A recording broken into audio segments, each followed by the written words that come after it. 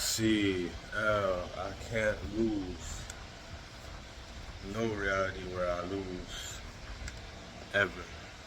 Today is Monday, July 13th, 2026, day 194 of the 100 push-up, 100 squat progressive challenge for a year. We're almost halfway through the month of July. We're doing 160 push-ups, 160 squats every single day for this month. Every day, no days off this whole year. Halfway through the year, more than halfway through the year, we're still pushing, because I can do this. Let's go. They tell you it's what makes you a good person.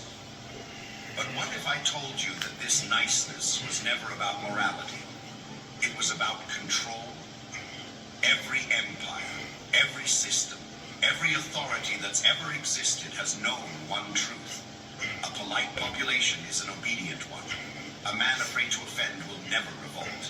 A man desperate to be liked will never rise. Machiavelli saw this centuries ago. He watched entire republics collapse, not from invasion, but from men who lacked the courage to say no. Men who mistook being liked for being respected. Men who were too soft to lead, too agreeable to survive. So he wrote something the rulers feared more than any rebellion. A book that dared to say, if you want to command, stop trying to be loved. The church banned it. Kings condemned it, because it exposed their greatest secret, that niceness is the leash around your neck. And yet here you are, 5 centuries later, still wearing it proudly, apologizing when you've done nothing wrong, laughing at jokes that insult you, agreeing to demands that drain you, terrified of being called rude. Look around. Every powerful man you admire, every leader, every conqueror, every master of their fate shares one trait. They are willing to be less, but because he's respected less. Respect is built on boundaries. Niceness is built on the absence of them. And a man without boundaries becomes a tool, a convenience, something to be picked up when needed and set aside when not. The people pleaser believes kindness creates gratitude.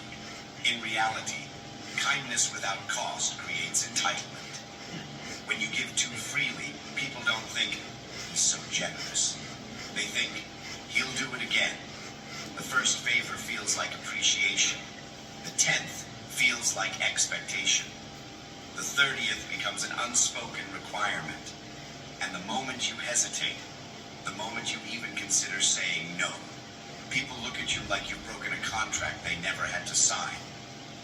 Niceness conditions people. It trains them. It teaches them that your time is always available. Your energy is always accessible. Your tolerance is endless.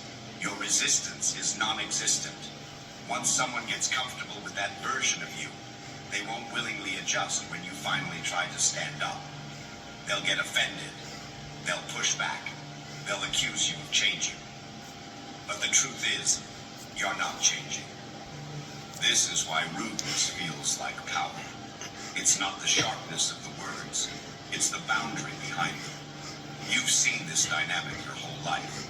The coworker who says, I won't be doing that, gets treated like a higher-ranking figure than the one who smiles and agrees.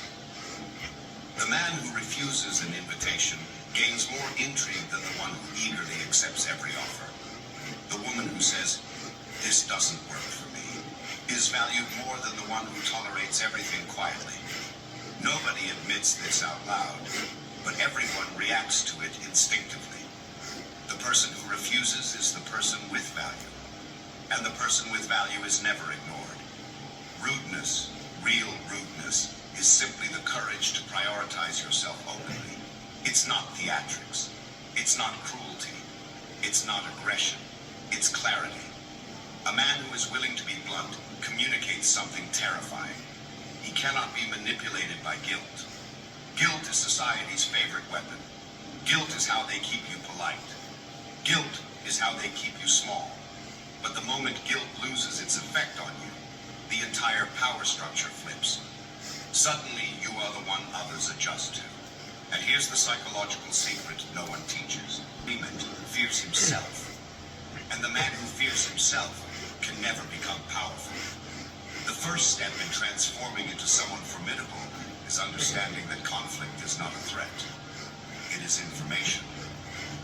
Most people avoid disagreement, not because they are peaceful, but because they are fragile.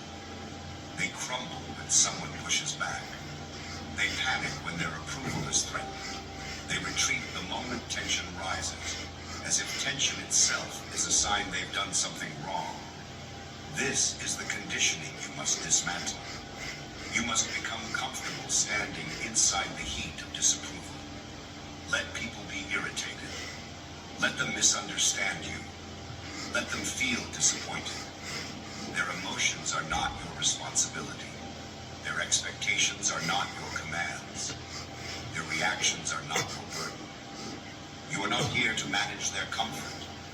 You are here to protect your sovereignty. Once you strip away the instinct to immediately appease, something strange happens.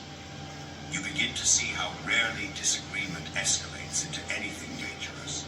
People push hard only when they sense you'll collapse fast. When you stop collapsing, they stop pushing. What you feared was never real.